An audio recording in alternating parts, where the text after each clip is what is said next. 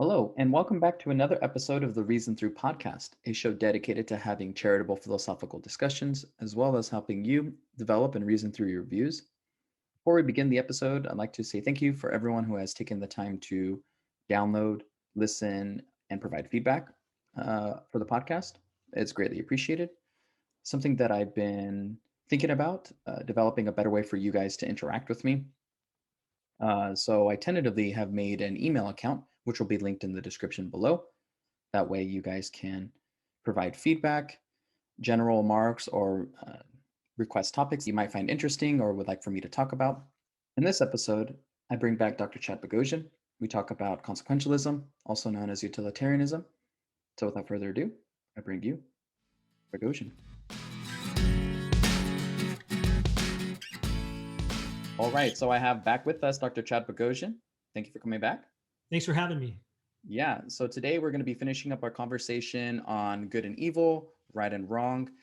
So far, we've been talking about subjectivism and nihilism, and then we moved on to command theory. And so today we're going to be talking about naturalistic ethics. So this is naturalistic in the way that it is independent of God, and that, but it still can be objective. And so we'll be talking about specifically consequentialism. But before we get into consequentialism, there's a thought experiment that to kind of bring out these intuitions.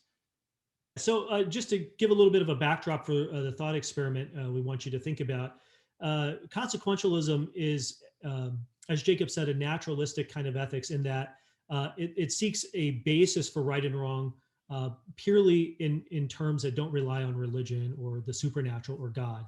And it does that by saying, an act is right if and only if it tends to produce, on the whole, more positive consequences when you perform that act than negative consequences. So if I perform an action and it tends to produce on the whole more negative consequences than positive ones, then that would be a wrong action. So another word for this is utilitarianism. Maybe people are familiar with that. And utilitarianism is just another way of saying, I should act in such a way to produce positive utility. And so the right action is one that produces more positive utility. A wrong action is one that produces more negative utility than positive utility. Yeah, so the trolley car problem is, it asks us to imagine ourselves as being kind of the chief actor in this case, in this scenario. And I'm gonna give two variations of it. In the first variation, you imagine that you're working on the train tracks as the person who operates a lever, and these trolleys come into the station, and it can continue on its normal track, or you can pull your lever and it diverts it down a different set of tracks. Today turns out to be a really bad day in the train yard, shall we say, because when you look at the train that's coming in down the tracks, it's coming in really hot, and you get news that this trolley has no brakes. The brakes are out on the trolley car. Now, if you let everything just go on as it looks to be happening, right, this trolley car is going to continue down a set of tracks that's going to kill 5 innocent people, the tracks that it's naturally on. But if you intervene, right, by pulling the lever that you're operating, you could change the direction of this trolley and divert it down a set of tracks where there is only 1 innocent person. Now, what's important here is both sets of tracks have innocent people on them. You're innocent. You haven't done anything to bring about this scenario, nor is anyone else, as far as we know. No one that we know of has clipped the brakes of the train. It's a really unfortunate scenario, right? So the question is, what's the right thing for you as the lever operator to do? Should you pull the lever to divert it down this set of tracks that will only kill 1 innocent person, or should you let it run its natural course, thereby ending the lives of 5 innocent people? Now, utilitarians typically will say, do the least amount of damage, right? And the least amount of damage here, the right thing to do, the maximizing of the greatest good and the minimizing of the most harm or suffering, is to pull the lever and divert the train down the set of tracks where there's only 1 innocent person, and thereby you save 5 people. The second variation of the trolley car is has you imagine that you are not operating the lever, but you're out for a afternoon stroll, and you're on an overpass that goes over the tracks that the trolley is going to go under. And as you stand there on the overpass and you start seeing that there's a bunch of chaos surrounding this incoming trolley, you learn that the trolley is a runaway trolley. And you look down the tracks that it's on, and you see that if it continues course, it's going to kill 5 innocent people. But then you look at the other set of tracks, and you realize that there's the one innocent person. But also, what's potentially helpful here is next to you on this overpass is an innocent bystander, much like yourself. Only this innocent bystander is much larger than you. It's a very bulky person that you're strong enough to, let's say, boost over this overpass onto the tracks before the trolley gets there, thereby stopping the trolley from killing the 5 innocent people. Now, mind you, this person who's standing there that's of great bulk is innocent. They have done nothing wrong. They're just enjoying the day like you are. And here you find yourselves. Would it be right for you to push this person over to stop the train and save 5 lives? Well, the consistent utilitarian is going to say, yes, that's what you should do. Again, you're going to maximize the good consequences, namely saving 5 people, and you're going to minimize the harm, which is ending 1 person's life. Now, there's an interesting caveat here. Like when I run this case in my classes and I ask for a raise of hands on what people think we should do in either variation, oftentimes people will say, for sure, you should pull the lever, but you shouldn't push the person. And when we drill a little deeper into that and ask why people have that kind of disparity of what they think we should do, a common answer is that well, you got to put your hands on somebody, right, to push the guy over the bridge or the overpass and to stop the train, whereas the lever is an inanimate object, and that feels very different.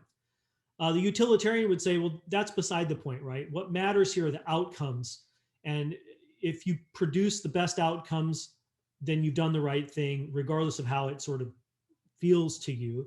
And if the outcomes is all that matters, then that's what you're obligated to do in this scenario, regardless of the variation. Right, and this is kind of sort of like a means ends justification, right? So whatever ends there are, the means justify that end because it overall produces the best consequences. And the ends. That's really good. The ends justify the means. So, there's unfortunate means here, namely an innocent person dies, but that's justified by the good ends that you produce. So, getting those good ends is good, even though the way you get them is messy and bad, right? So the 2 wrongs don't make a right. The utilitarian in some cases would say, no, that's incorrect, right? Sometimes, maybe 2 wrongs will produce a better right, right? Because will be right because you produce a better consequence. Mm-hmm. And so it depends on the case. And I remember when I listened to the case as well, like I immediately have that reaction, like, well, yeah, pull the lever, it just seems kind of like the obvious choice to make. And then, yeah, I had the same like reaction too when you hear, well, would you push the fat man over? It's like, well, no. And then you have to come up with reasons or at least some type of justification of what's the symmetry breaker, because all things being equal, you're in the same scenario. So what are the relevant differences between the two that breaks that kind of symmetry? And at least how I think about it a little bit is there's like in something you mentioned, the indirectness of a pulling lever, kind of it's a very indirect way of, at least what I would say is it's an unintended consequence of me pulling a lever that someone is going to get hurt. Well, where with the fat man, it's like I'm directly influencing the kind of series of events. I am physically pushing this guy overboard, and he's stopping, and he dies, and he's stopping the trolley cart. And so that's how I've always looked at it in some way. What I also think is that I don't think the way the thought experiment is also set up is that I think we're only focusing on the outcomes of the people dying, where we take the second thought experiment with the fat guy, the consequences of him dying and being pushed over just by, no fault of his own. He's just walking, taking a daily walk. The consequences of just falling over and getting pushed at random, should be taken into account as well. And it's sometimes those, I would say, in this thought experiment, they kind of get overlooked, right? So what I'm saying is that I wouldn't push them over because overall, right, if we're taking consequences into account here, would we really want to live in a world where at a whim someone can just be pushed, you know, in the middle of the street or just off a bridge, to save some other people? Yeah, good. And I would add to that. I think that's great. Well said. I think I would add to that too.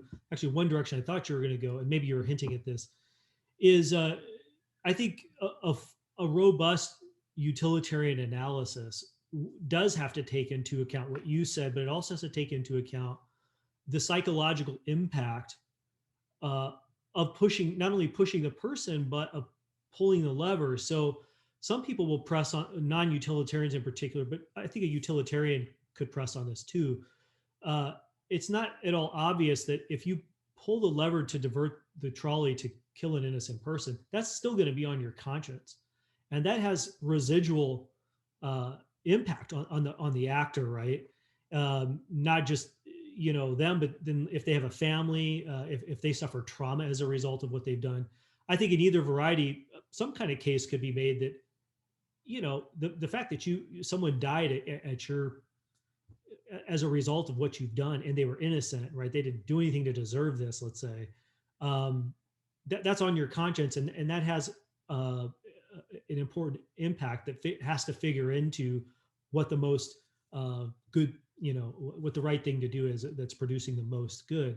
And the other piece of that I would add, non-utilitarians will press on whether it really is that different, right? Whether it really is a direct, as you said, because when you pull the lever, you know very well that what you're doing, right, what the result of what you're doing is. So there's a sense in which it is the end is intended, right? Both the end of saving five and the end of or the means, the end for the means, right? You're willing those by way of the lever. You're willing the death of the innocent man by way of pushing him, and so there still is an intention there. And for non-utilitarians, some like Kant and natural law theorists, for example, and maybe even some Aristotelians, intention is a moral game changer. It's weighty because what I'm setting out to do as an actor um, impacts the moral evaluation of whether I did the right thing or not, and not just whether it feels good to me or not, but whether in fact I intended something good. And if I'm intending to end someone's life, to save someone's life, and they're innocent, well then in either variation, I've intended some in some other systems, right? I'm intending something bad, right? And so that taints the moral evaluation of the actor, whether they're a good person or not. Mm-hmm. So some things to think about. Yeah, and then there's you can always change the thought experiment too to kind of dig more deeper, right? So it's like, well, what if the five people were older or elderly, and what if the person was a child, or what if it was five members of your family and a stranger? What would you can start making all these different kind of thoughts experiments to kind of figure out like, well, what really is the best answer? How do we does it matter that they're my family? Does it matter if it's a child? I think most people end up you kind of get a little I don't know, Squeamish. different.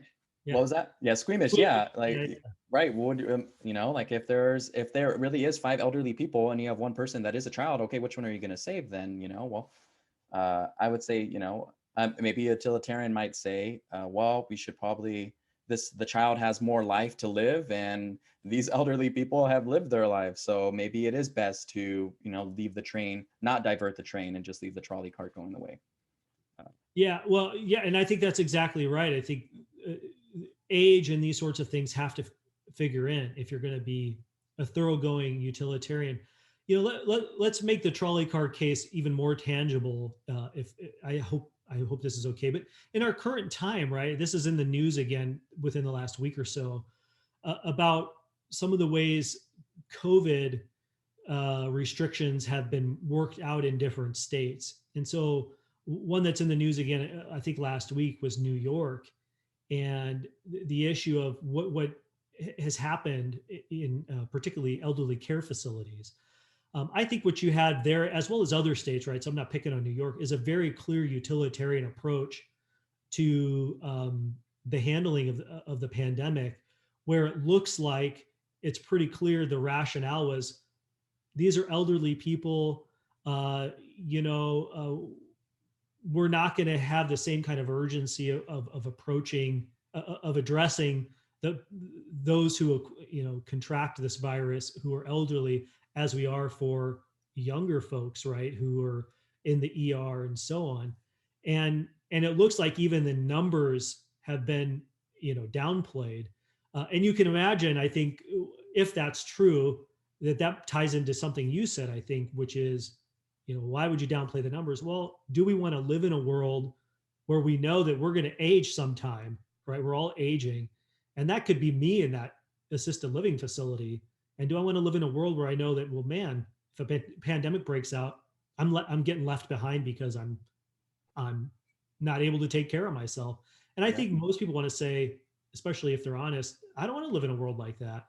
Mhm. But it turns out that we have lots of examples, not only in our own country, but around the world, where that seems to be happening with the elderly or the Mhm. disabled. But again, thoroughgoing utilitarianism, I think this trolley car case, really, that's what it looks worked out like in practice, right? We end up having to say, well, look, if we're trying to save lives here in a pandemic, how do we save the most lives in a utilitarian framework? Well, that might mean some people get left behind precisely because they have less life to live. But a 30-year-old who gets it, we can throw all the respirators and treatment at them because they can recover and contribute to society and maximize more utility in the years that they have left in a way that an 85-year-old can't. Right. And I remember, I think back when the pandemic was beginning, maybe even a little bit before that, my wife was reading an article to me. I think it had to do with Italy, where there were short supplies of short medical supplies. And yeah, and when you have people coming in through the hospital and you have short supply, well, how are you going to spread these resources out? And so as she's um, telling me how the doctors are kind of thinking about doing it, or the physicians or the people, the admin are trying to make these decisions, I'm thinking like, this is totally consequentialist thinking right here. And uh, yeah, like how are they going to do that? And I thinking like, man, I'm glad I'm not in that position, because you are going to have to, I guess, quote unquote, play God with people's lives at times, where it's like, well, you're going to have to be the person that picks and chooses essentially who's going to live and who's going to die. Uh, and I just wouldn't want to be in that position. But that's Yeah, me either. And again, I'm not trying to. My point in bringing that up wasn't to suggest that it's an easy scenario. It's not. right. I wanted to give people kind of a marker for where this shows up, much in Hmm. the same way it shows up in government, Hmm. other related issues, military kinds of issues, and so on. Surely, in this medical case, I mean, people have to be triaged, and there's that sort of thing, and other ethical systems can, I think, they're going to handle this differently, right? Because you can't clearly save everybody. But what really matters for our discussion today is the Yeah. reasoning behind Hmm. why you save the people that you save. Is it because, again, right, like in the trolley car case, you essentially, as you said, you have to play God, or you're playing moral judge and jury to who has the value in this case, the most value to produce the outcomes desired? Or is it, well, everybody's got the same value here, and we just have to kind of approach this in a different way, like we're trying to promote the most good, not because certain lives get valued less or more based on the ultimate uh, consequential end game, but for some other rationale. So Yeah. 100%. So I think the principle we've been operating on is the greatest happiness principle. And historically, this started with Jeremy Bentham, but has been kind of more formulated, at least to my knowledge, by John Stuart Mill, to where he was saying that when you look at kind of our psychology as human beings, our actions are kind of grounded in a way to where we avoid pain and we seek pleasure, are the only things that can be ends in of themselves. And so, which is the way he kind of grounds it is in this way, to where, okay, well, if those are the only things that can be ends in of themselves, then if it's good for me to maximize my pleasure, then it is good as a society to maximize its pleasure. yeah. So Good. Yeah. So Mill is kind of, as you said, kind of the era of this, and probably gives us the most mature uh, version of what's called classical utilitarianism, which I think shows up in a lot of places today. Sometimes it's called act utilitarianism, and we can parse that out in a minute. He inherits it from Bentham, as you said, and even further back, I found an interesting quote as I was preparing for this. Epicurus, right? This idea that pleasure is sort of the supreme value, sort of, as you said, the end goal. He says, pleasure is the goal nature has ordained for us, the standard by which we judge everything good. That's Epicurus. That sounds very similar to Bentham, who says nature has placed mankind under two masters, pain and pleasure. It is for them all one, alone to point out what we ought to do. And so then Mill picks that up, right? We often call this hedonistic utilitarianism because pleasure is the ultimate good, right? That's the central value or the sole value of what determines something being good. And then ultimately right and wrong are funneling into that, right? So pleasure maximization or production is good. Pain production is bad, and so we want to as you said, maximize the greatest amount of pleasure and minimize the pain as much or suffering as much as we can. And so how Mill does that, as you said, is psychologically he thinks we're kind of built to pursue two different kinds of pleasures based on different features of our human psychophysical natures, let's say, and he calls these higher and lower pleasures. But again, if that's something I ought to do, which is produce, cognitive and emotional and moral and aesthetic pleasures for myself, if that's good for me, well then, as you said, Jacob, as we get collectively in our social collective unit, then it's going to be good for everyone, right? It becomes an intrinsic good to produce the greatest amount of good for the most people. So we move from individual pleasure production being good, or happiness, right? Is what by happiness he means pleasure. Well, then if it's good for you, then it's good. It's intrinsically good for me, and it's intrinsically good for everybody. So collectively, that's what we should all be doing. We should be promoting the greatest amount of pleasure when we act for the most people. Yeah. And so something that we just did here, right, was we kind of grounded kind of goodness in an objective framework where it's not just my opinion or subjective preference to maximize certain outcomes, right? That's something we can even have data, empirical data on it, to where it's like, okay, well, this is actually going to be the best overall for people. And that's not just my opinion. This is what the evidence is showing, or the data is showing, that's independent of what I believe or my preferences, and completely grounded in a way that is, like we said, like we've been talking about, kind of in a naturalistic way. Yeah, good. I think bringing the empirical in here is really important too. Mill and others have something like a harm principle, right? So let's suppose someone is a sadomasochist and they take pleasure in hurting other people and even maybe themselves or something. Well, let's that won't fly here, right? Because if from an empirical standpoint you're causing yourself and others harm, then that's objectively reducing utility. And so you could say that it works for you, but if it's not, right, channeling into producing pleasure for the whole system, which we can know from biology and psychology and what have you, then you're mistaken objectively, not because I say it or we collectively vote on it, but because just studying human beings, it turns out that certain things are harmful to us and therefore bad, and other things are beneficial to us and therefore good. And Sam Harris, you mentioned him earlier, so I think he's worth bringing up here. In his book, The Moral Landscape, he doesn't come right out and call himself a utilitarian, but it is a kind of contemporary utilitarianism where he uses the language of promoting the flourishing of conscious creatures.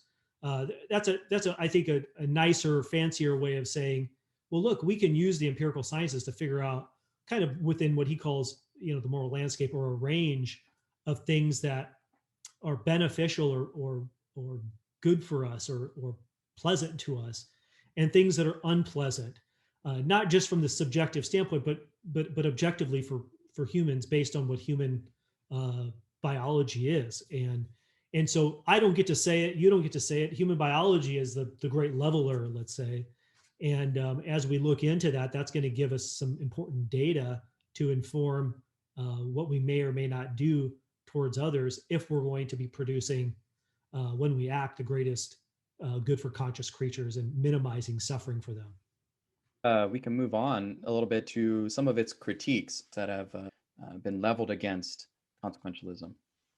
Yeah, so there's a whole lot that could be said here. So for people who find this stuff interesting, whether they're attracted to utilitarianism as a view or not, I think it's worth looking into. So I don't know. In the interest of time, I'll go as far as we can. But these are just common objections that you'll find in the literature if you do some Google searching or so on. But one objection is that what we might call the knowledge problem. The knowledge problem for utilitarianism is the idea that to be a good utilitarian, right, I have to be in possession of knowledge of all the potential outcomes. If I choose action A, how's it going to affect me psychologically, you psychologically, what are going to be the harms and the benefits, so that I can adequately crunch the numbers and decide and come to figure out if objectively it's going to produce the greatest good for the most people. But as it turns out, that kind of knowledge is nearly impossible to have in most cases, because there's so many ripples and, as you said, indirect or unintended side effects to our actions. And we, in most cases, can't, like even take lying. Would lying be justified in a particular case? Well, on the surface, it might look so, to save an innocent life. But what about all the ripples, right, that go out from that lie, and how that might not only affect you, but other people?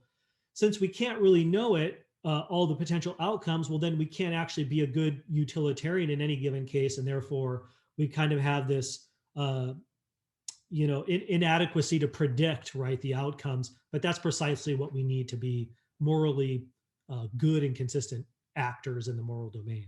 So that's the first objection. Now a utilitarian, to be fair here, might say something back like, well, maybe the best we can hope for here is, is to say, well, here, as far as all we can tell, maybe we bring our moral intuitions into it and we look at things like probability. What's the probability of these outcomes given these inputs? And that's oftentimes what you hear going on in government, at the level of government, with armed conflict and so on, right? Because there's just no way to know what civilian casualties are going to be down to the T, or the actual cost of human lives on our side, cost infrastructure, et cetera. But I'll leave it to the listener to decide, whether that's compelling. But that's objection one. The second objection is that there's kind of a lack of clarity on how to formulate the greatest happiness principle, which is the central action guiding principle for utilitarians. What this objection is it says there's at least two ways to formulate it. One is that, so if we take the principle to generically say we ought to maximize the greatest amount of happiness for the most people. Well, there are two key pieces of that principle. One is, are we going to interpret that as saying I had to produce the most happiness for everybody, every human being, right? So that everybody is happy as much as within my power when I act. Or option B, option B is the most overall happiness, sort of in a statistical average, like we average it out, right? You see the difference here. So there might be some people in our society who aren't happy if I act this way, right? But statistically, on the whole, there's more happiness all the way around, not for each individual, but for the collective. And so the problem here is that, well, some actions might enable that I perform might make more people in society on the whole happy, and some might only make the average happy, but it's unclear which one of those we should pick and why. Okay. And if it's unclear, right, if the principle is unclear, then it's unclear how we can really promote happiness in the best ways, right? And I think going back to the trolley car is helpful here, because as you spoke into changing up even further, like, are we dealing with older people on the tracks or younger people on the tracks, or NASA engineers on the tracks versus I don't know, people who are sitting in the room playing video games all day or something like this, right? Well, that gets plugged in here, I think, to see what's at stake in am I producing happiness for the person playing video games all day, right? Or is it on the people who are really the productive members of society? And so since it's an unclear principle or how to interpret the principle, well, then maybe it's not as helpful of a principle when we drill deeper as we think it is on the surface. Does that make sense? Does the objection make sense? Yeah. No, and just to kind of clarify, at least to give a pushback to the knowledge one, I kind of was thinking the same thing too, where uh, there's a certain amount of, at least what I would say, like this implicit certainty that we need to have to maximize, let's say, the greatest number. We don't need to have the certainty, right? We just need to have reasonable kind of probabilistic evidence. So we make our decision based off of the available evidence. And okay, yeah, we may be wrong in at times doing that, but we are, given that we're fallible beings, we're going to have those. That's already kind of factored in. Uh, and that's kind of bridging the gap between epistemology and kind of our ethics here. But Good. Yeah. And a follow up to that might be, though, so let's suppose we grant that as the way of trying to save it initially here in light of the objection. But let's suppose, I do that. I act on the basis of the best available evidence I have, but then it turns out that I really don't produce the best consequences. Am I morally praiseworthy in the utilitarian system because I did my best to act as a good utilitarian, even though I didn't produce the best consequences? Or am I not morally praiseworthy because I didn't actually produce the best consequences?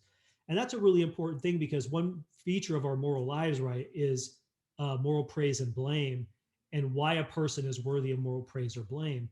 And it seems to some non-utilitarians that if I don't actually produce the outcomes, even though I did my best and I tried, well, then I'm going to be blameworthy, right? Because I didn't hit the mark that I'm aiming for and I'm supposed to be aiming for. But then that seems a little bit, wonky, if you will, right? In terms of adequate decision procedure, because it could turn out that I'm trying to be a good utilitarian, but more often than not, I'm not actually achieving it. Whereas if I take I'm thinking of deontologists like Kant now, you could act on the principle and that's what matters. And if you act on the basis of the true principles, objective moral principles, what the consequences are in some ways are irrelevant, right? Because it doesn't have a moral bearing on right or wrong. What matters in terms of doing the right thing and whether I'm worthy of moral praise is, did I obey the rule, right? Did I follow the rule or not? And of course, there are objections to that way of going at it too. But that's a little bit of the back and forth here. Yeah. Where my mind was going a little bit too, whereas, okay, so you asked about praiseworthiness. Is this person still kind of praiseworthy for? And I'm not sure on that. I think what that says about our decision making skills is more of our fallibility and just being human, and not, we're not computers, right? We're not always going to make these perfect kind of calculations, right? There's biases that are at plays. But there's a bunch of other psychological factors that are influencing our decisions. But I think we still overall want people, right, to make decisions based off of the best available evidence that they have, whether or not they have good consequences or not. Because even overall as a society, we're still better off with people making those decisions based off of that. And so, I mean, maybe that's a way to kind of make it compatible. That's one way I think I would try to make it compatible if I was in this position. Yeah, that's interesting. Again, so to follow that up. So I think that the deep concern here, though, right, is, yes, I think all views, well, I think most objective views want to say, yeah, we should make decisions on the basis of the available evidence. So that's a necessary condition for, being rational, acting rationally, and seeking to be a good person, do the right thing. But it's not sufficient, right? And so what's sufficient is that we actually do the right thing. And in this case, that's determined by the outcomes. And so if more often than not, I'm meeting a necessary condition, but it's insufficient to reach the outcomes, then that signals a problem, right? A chink in the armor of the view. So let me tie in another objection to this to maybe press this a little bit deeper, and then I want to be curious to have you follow up. So probably, and there are other objections, but I want to make sure I get to this one if we run out before we run out of time. This is the one that says, well, look, part of our available evidence sometimes is going to then lead us to use means that, other things being equal, are clearly universally even accepted in most cases, morally wrong means to achieve the end that, from a utilitarian standpoint, in the given case, is the right end to pursue. So here are some examples, right? And this is pressing on the ends justify the means. This is pressing on pleasure being the central value. This is pressing on what you said, that seeking to do the evidence is sufficient. Act on the basis of the available evidence is sufficient. Okay, so here we go. The utilitarian sheriff. Here's an example of this. Let's suppose you've got somebody who, a town where there's been a string of murders, and the town is becoming restless, and they're threatening to, riot and do great damage to storefronts and homes and the precinct downtown, because there's no suspects. The sheriff doesn't have any suspects. They're not putting a stop to these murders. And so, as a good utilitarian sheriff, you've got to do something here. You want to keep the town from turning in on itself and just imploding and doing great, even further damage, right, and further harm. And so you think quickly on your feet like a utilitarian sheriff, and you've got an option. What's your option? Well, your option is to frame an innocent person for this string of murders to quell the potential riot on your hands. And even though this person's innocent, right, and maybe they've got a really long rap sheet, and they've got a history, they've done some bad things, they've been in and out of jail or something. And so it would be believable, right? You got to build that into the case. And so you frame this innocent person, and so that kind of, calls off the people who are about to do more harm in the town. And so the analysis here is, from a utilitarian standpoint, you get more good by framing the innocent person, by, protecting, financial well-being, the well-being of people who have jobs at these places that would be destroyed, other lives being spared, and so on. All at the expense of this innocent person being now going to jail, who isn't contributing to society in any positive way anyhow. But most people go, well, but that's unjust, right? This person didn't do anything to deserve to be framed. They've done other things that they've been punished for rightfully, but that's unjust. And so we shouldn't use that person as a mere means to our selfish social ends, or let's say law enforcement ends, to kind of bring social cohesion or keep social cohesion going in town. And so the concern here, right, is that we're doing something that's pretty obviously morally wrong, but it would actually be justified in this case on utilitarian grounds to get the desired ends. Here's another example of this same objection. Imagine, let's make it a current example. Let's imagine you're a frontline health worker in COVID, and you've got someone come in who's 20-something, relatively healthy person who's got COVID. And they're not only going to need, whatever injections, they're going to need a respirator, but maybe they're going to need some kind of organ transplant or something like this to get well. And that if they get that, the chances of them not only surviving COVID, but recovering and going back to work and back to their family is really high. While you're thinking about all this, you go to another room, and there's an innocent homeless person there who has abused drugs and alcohol, and you've seen them many times in here before, and that they have maybe 6 months to live, and that you could lie to them and tell them that they need to be put on an aggressive morphine drip to deal with their condition, and you could kind of hasten their death to harvest their organs, one of which is the organ this 20-something-year-old needs to survive and thrive. And so, if utilitarianism, the greatest happiness principle, is true, we could use it here to justify the unjust harvesting of this homeless person's organs to save a much younger, potentially much healthier 20-something-year-old who's going to bring about more utility socially than this homeless person who's kind of just leeching off the system, as some might say. And so, well, again, that seems to go run counter to our moral intuitions. Even if they've made choices with respect to how they've treated their body that we disagree with, it's their body. Bodily autonomy, then bodily rights sort of should safeguard their right to make bad choices with respect to their body, let's say, even if we disagree with them. And we should override those rights in the name of social utility to save this 20-something-year-old. So again, what we have going on here, right, is a combination of the utility principle actually justifies morally abhorrent means that are clearly wrong, at least in some really hard borderline cases. And so that gives us a reason to reject the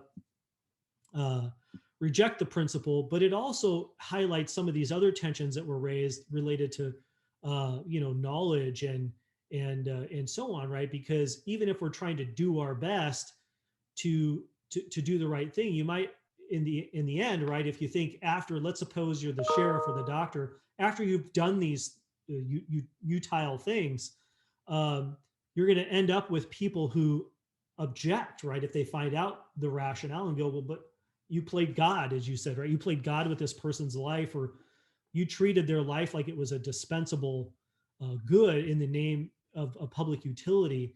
And we've had real life cases like this, like the Ford Motor Company many years ago in the Ford Pinto, where they knew they were producing a fire trap automobile, right? And all the internal documents showed that they used this greatest happiness principle to justify essentially having people buy these cars that they knew would likely die, in the interest of keeping Ford Motor Company going and maximizing profits and keeping people's jobs and so on and so forth. But the social and the legal objection was, well, yeah, you use the available evidence, but that included degrading some human beings' lives in the interest of the so-called greater good, and that's just not okay. And so that's I think probably one of the kicker of the objection for this theory for some people, not obviously utilitarians. So go ahead and press back on that. Yeah, so maybe this is jumping ship, right? So let's say let's just kind of assume that I'm a utilitarian. Maybe maybe this would be jumping ship. But I think what I would want to do, or what I would do, is make a distinction between kind of simple consequentialism and kind of a more kind of hard consequentialism. So simple meaning that if we take the thought experiment going back to the hospital, to where kind of what a simple consequentialist might say is like, yeah, okay, like we will harvest his organs and then put it into this fully functioning person, because he does a lot more social utility rather than this other person. So, but right, so there's those consequences there, but then you have what I would say like the hard consequentialism is like, well, do we want people in fear of their life that they can go to a hospital and have their bodily autonomy overridden, or their organs harvested, just kind of at a whim, in the name of a justification to promote this other person? And so I would make those distinctions here, and in the same other distinctions as well with some of your other thought experiments, going back to like the sheriff, to where the same kind of line of reasoning I would put forward is like, well, do we want to live in a society, or in the sheriff society, that one, the sheriff is obstructing justice here, he's framing someone, so he's not really acting lawfully, right? So there's a problem there. But then anyone in the community can be pulled as a whim and be framed for this position, when they know they didn't do that, and that also degrades or has negative consequences to social interactions with people, and kind of more other consequences unintendedly. And so I think that's what I would push back on, or that's something that I would say, kind of to keep the compatibleness between this greatest happiness principle and kind of ends justifying the means mental framework. Yeah, good. Man, that's great. So, and here's another addition that hasn't been brought up yet. And I don't know if this is part of what you're going for, but I think what works in well with some of your follow up is people who want to adopt like a rule utilitarianism here. So so far we've been talking about really what's called act utilitarianism. You have to act in such a way to produce the best consequences. Uh, One way of trying to fix these sorts of concerns or respond to these kinds of objections is say, well, no, it's not about the solely about the act you perform. You act on the basis of rules, right? Moral rules that are objectively true rules. And so, rule utilitarians will say what makes an action right is if you're acting on the basis of a group or set of rules that are objectively true, salient moral principles. And among those would be like generally you shouldn't lie, right? Or generally tell the truth in most cases. You know, don't frame innocent people, don't harvest innocent people's organs, and so on. And so maybe there would be rules among our set of rules that include things, right, that would keep us from being in this kind of society, as you say, that none of us want to live in, right? Now, what's interesting about that, I think that's interesting for a lot of reasons. So initially, it seems to hold hope for saving the theory. There are a couple further objections now, so I'd intentionally not mention them because they're follow-ups to really the rule type of utilitarianism, which contemporary people, numerous contemporary people hold to a rule utilitarianism. So let's say this. Let's suppose, though, someone might ask, you find a society that says, well, you know what? We've voted on the rules that we think are objectively true, and push comes to shove, we would rather as a society save an innocent, 24-year-old who could be around another 50 years to promote the good of society. And we'd be fine, dispensing with the person who's homeless person who's abused their body. And so what's going on here is we could imagine a society where, they don't have the sort of moral intuitions we have about the winners and losers in these hard cases, let's say. And so the concern here is then, well, then the rule utilitarian unintentionally or unfortunately ends up, well, what can they say here? Well, if they say, well, yeah, that's true, we could find a society like that. Well, one option is this starts to save it. It starts looking like we collapse back into a kind of relativism, because what you end up with are different sets of rules for different societies that are promoting utility within those societies. But utilitarians don't want that, right? Because as you noted at the beginning, this is an objectivism, right? The rules have to be the same rules for all people and places and times, because that's what's going to produce the most happiness for the most people. But if there could be a scenario, and we seem to have this right around the world. Like, for example, I saw, was it Indonesia the other day? They were publicly flogging a gay couple who had been found out for having a relationship, and that's against Sharia law. And so, I mean, they got something like 85 or 100 lashes in public. And so, like, you're shaking your head, right? And me too. I mean, that's I don't have a category to get my head around that, right? I can't imagine that we would do that. In fact, if we were all utilitarians in America, I would think we would say that doesn't maximize the greatest good for the most people. But now we've got a society that let's say they're utilitarians in their own variety, that says, yeah, we got to do that because this kind of relationship is not a good one, and we got to sort of put a stop to that to maximize the social utility for whatever reasons. So now we've got a tension. Well, if we want to avoid relativism, can the utilitarians say anything here? It strikes me, and I'd be interested in your thoughts, probably the strongest thing they could say back to this is, well, one of the two parties to this dispute about the set of rules that's objectively true has got a false belief or more, right? And so they're mistaken on one or more of the rules that are objectively true. And I think they could say that. Otherwise, if they don't want to say that, then I think they do run the risk of collapsing into relativism, and they don't want to do that. So what are your thoughts on that sort of concern? Yeah, that's exactly kind of where my mind went to, where I think if we found, let's say, a society like that, they might, in fact, just be confused about what is maximizing their social utility. I think there's also another way. One is we could find other values that they have that may be in conflict. right? So if they're holding a value of human well-being, right, as like one of their like hierarchical kind of values, and well, if that's in conflict with something that they're doing to other people or their citizens, well, someone can say, right, well, this is in conflict with the other values. So what is going on here? You're wrong, right? Um, for doing this other action because it conflicts with your values. So either you're confused here or you don't really value what you're saying, and in which we can still, utilitarian might still say, well, you're not utilizing the greatest happiness principle in a correct way. I also think, though, um, about the relativist um, objection.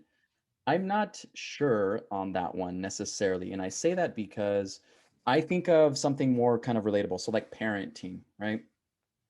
So I parent my child one way, presumably you parent your child in another way, but they may be similar. But one of us, as we both hold to parenting, having that goal in mind, I might be, doing one style, and you might be doing another style. Now, I guess what I'm trying to say is that there could be multiple right answers, but one just still can be better than the other. I don't know if that makes sense, or is that Yeah, clear? I totally get you, and I appreciate that response. Yeah, so you're saying that there could be uh, this is an objectivism without an absolute, like there's one and only one right thing in a given case. Maybe in some cases there are, but in other cases, I think your parenting example is a great example here.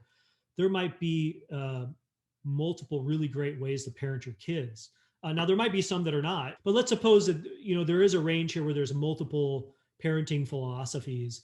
I remember before we had children, I was talking to someone I respect about this, and they said, we were real kind of strict.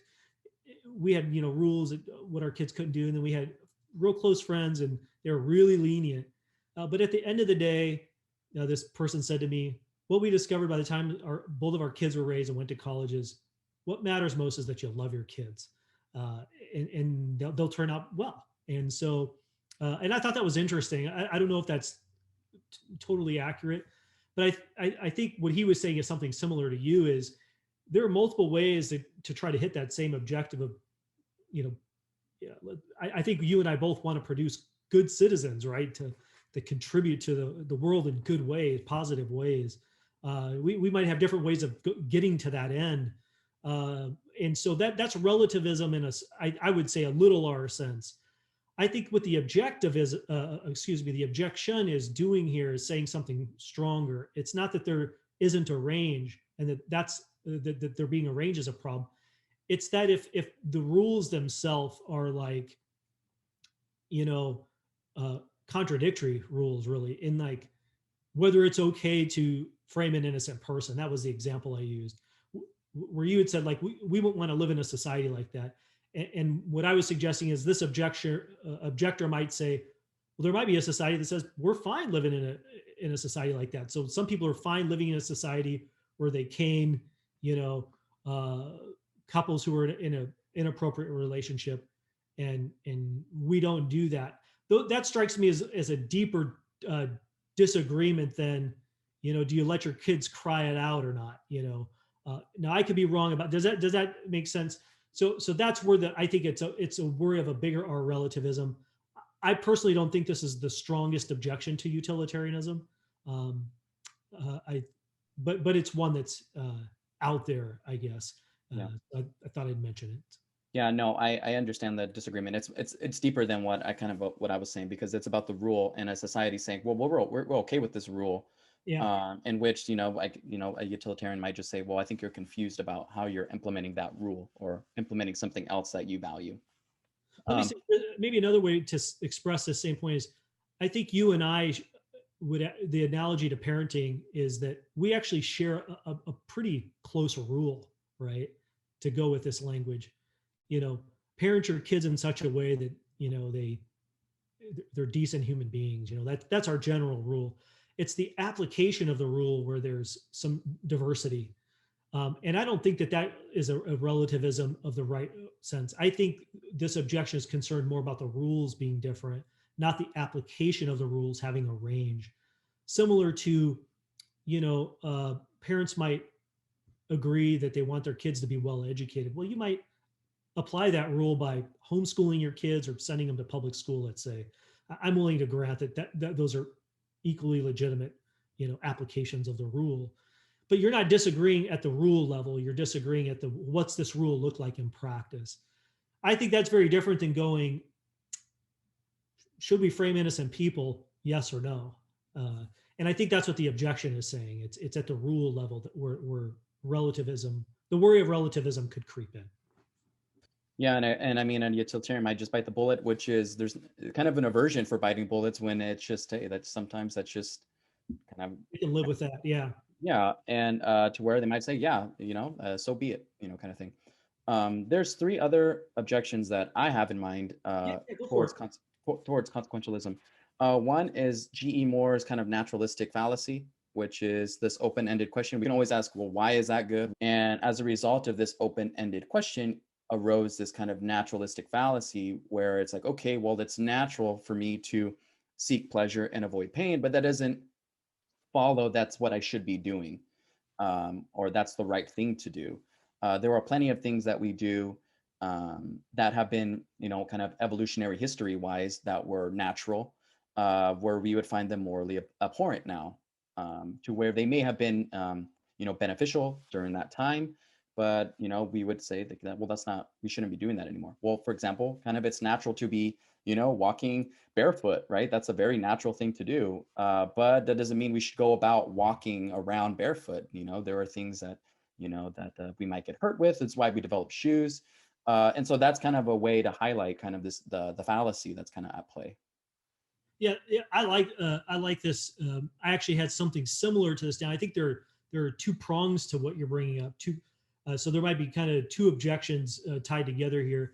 One is the language. I know the first part of the objection under is the no rest for the weary, right? You objection, they call it sometimes, which is, I could be laying down at night to go to sleep, which is a good thing for my flourishing. But I could still ask myself, well, should I go to sleep now? Is there something more I could be doing to maximize the utility of my children and my wife and my neighbors? Last night we were wondering whether we needed a sandbag, right? Because we had standing water in our backyard. And so, I mean, but then it's like, well, if I do that, well, then I'm going to leave my family. And like you said, there's almost like this, there's no end. And that's just exhausting. It's an unsustainable, practically speaking, it's not a sustainable moral system, because you could just never get to an end game where it's like, here's the principle I can act on. I'm done. I've hit the end mark. The second side of that is what you brought up with G.E. Moore, which I think actually nicely ties back into something else you said earlier in our time, which is the idea of, so you used the word of naturalistic fallacy, but it's earlier you said something about pointing out to people that certain things they believe might be in conflict with other things they value. And the language of value here is important because, again, as you're saying, so one, the point you made of simply because we find pleasure in something, even collectively, that doesn't make it right, right? So that's what's called the is-ought fallacy. It is this way, but that doesn't mean we ought to do that. But second to that is what you said earlier, I think, there might be more values, right? There might be more objective values besides pleasure, and maybe pleasure isn't even one. So the Mill style utilitarianism, the hedonistic one that sees pleasure as the sole intrinsic value, runs into problems multiple places. One is that it could, in order to save it, you end up having to say, well, maybe the reason a person wouldn't frame innocent people is because there are other values. Well, that's to really abandon pleasure as the sole intrinsic value. There are others like human life, human rights, or things like this. But then we have to ask, well, what are the other values? And if there are other values, well, then are we then pushed into some kind of rule utilitarianism, or even outside of utilitarianism? Can utilitarianism really work into its system a multi-valued kind of morality here, right? Where knowledge is a value and human life is intrinsically valuable, pleasure is valuable, and so on and so forth. Now, some utilitarians are going to say yes, and that's why they lean more in a rule, I think, direction. But others might say, well, yeah, that might be a tension here for the exact reason you said. We need to figure out the values that are not that are the things that are actually good for us apart from whether we like them or not, because some things may be good for us even though we don't like them, right? Even though they're unpleasant. It's unpleasant to study and learn study to learn, but it does serve the greater good, right? So the unpleasantness isn't sufficient to indicate that it's not, a good thing. So I think that's a really good set of objections you raise. I think it actually uh, is ripe for um, discussing a whole bunch of these other concerns that some people have. But I'd be interested to hear if you have. Does it also seem kind of the problem of kind of analytically define goodness? Because it seems you kind of run into kind of a circularity behind it. So like we can take something like the greatest happiness principle of saying like, oh, why I should do this because it's good. Okay, well, why is it good? Well, because it brings me pleasure. Okay, but why is it pleasurable? Well, because it's good. And then it just kind of, you have that kind of this circularity behind it. At least that's how I've kind of interpreted it, to where it seems that way. Yeah, I can't say that I've thought about that circularity concern with respect to utilitarianism. I see what you're saying.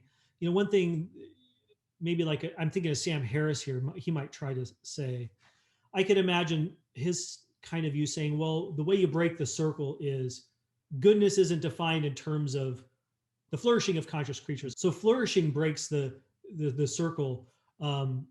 So maybe pleasure for him, right? Maybe it would go something like this. Why is pleasure good? Well, because generally it tends to produce the flourishing of conscious creatures. Well, why should we produce the flourishing of conscious creatures? Well, maybe it's a brute fact, right? The buck stops there. It's not because it's good, right? That we've already kind of traveled that far. And so we see it more of a linear way, right? So the explanatory buck, maybe that's the way to say it, stops at flourishing of conscious creatures. Now that might not be satisfying to some people, but he might try to do that. I don't know. I'd be interested to ask him about Yeah. that. I think something with him in his book, in the moral landscape, what he does too is saying that to stop like this open-ended uh, question, what he kind of says is like, well, if we imagine ourselves in the worst possible misery, that's kind of how his starting point, right? Where every conscious being is suffering for as long as possible, and there's no good that will ever come out of it. It's just, and what he would say is like, that's bad. If bad has any meaning in our language, that is bad, and we should avoid this badness.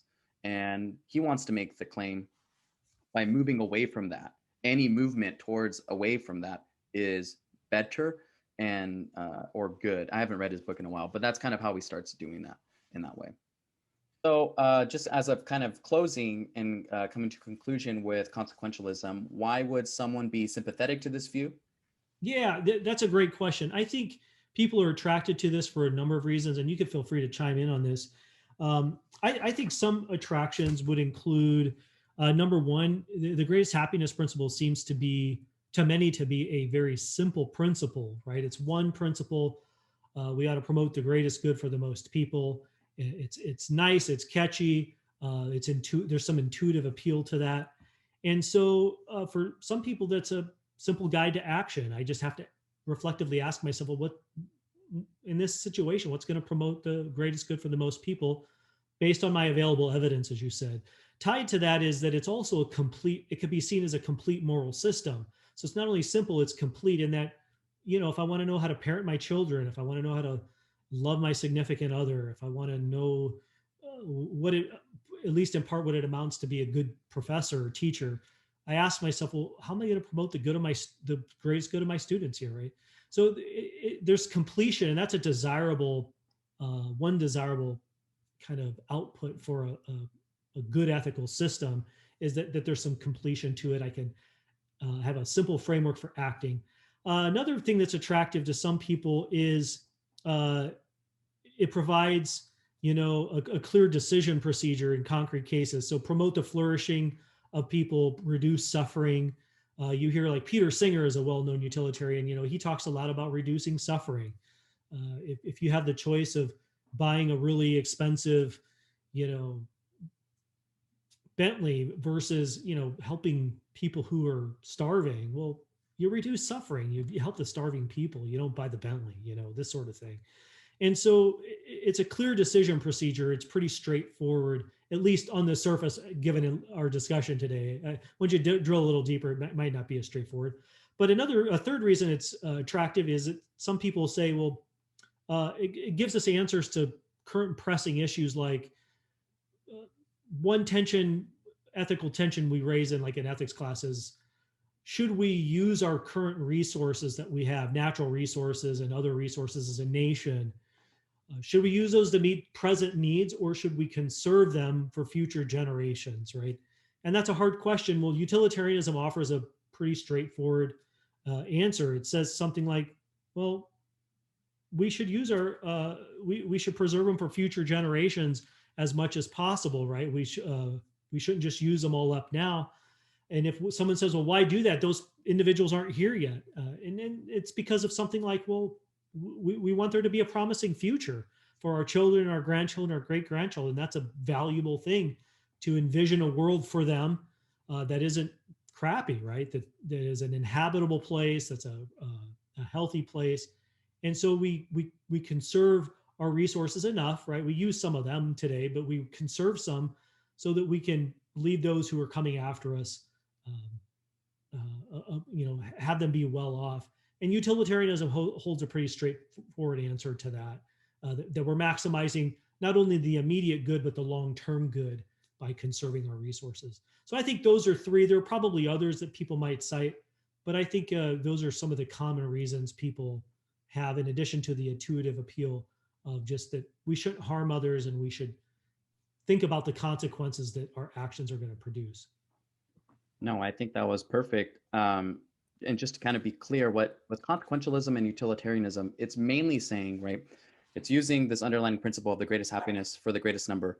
And what it's saying is that what really matters is not necessarily the means of which I perform an action, it's the consequences of the action.